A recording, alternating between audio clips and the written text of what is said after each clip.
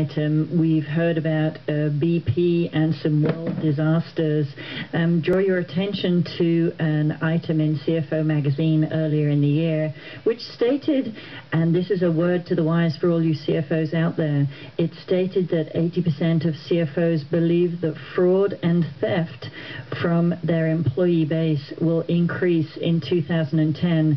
We are a little bit beyond halfway through the year. Make sure you're watching the small details, looking at the cash, looking at the bank account, and watching all those accruals and reserves.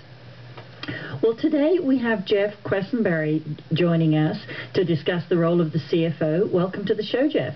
Thank you, Lorraine. I'm glad to be here. You are currently the CFO, Chief Financial Officer with the Boys and Girls Club of Metro Atlanta. This is a large 17,000-member nonprofit located in the Metro Atlanta area. Previously, you've served in a couple of very interesting roles. You were a CFO County Manager for Forsyth County, until very recently one of the fastest growing counties in the United States.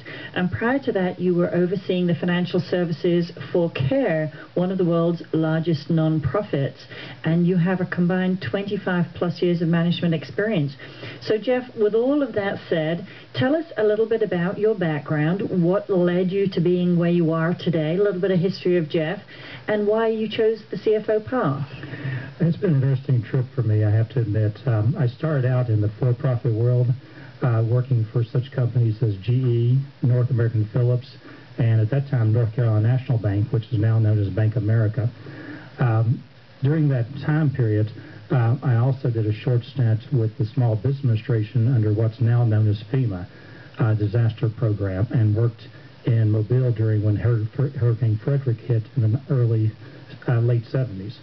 And what I came to find over that time period, I was looking for something that I wanted, a passion.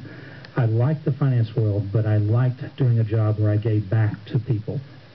And the year that I spent with FEMA, I was working with individuals that had lost their homes, their businesses, and I come to realize that that was something I liked doing.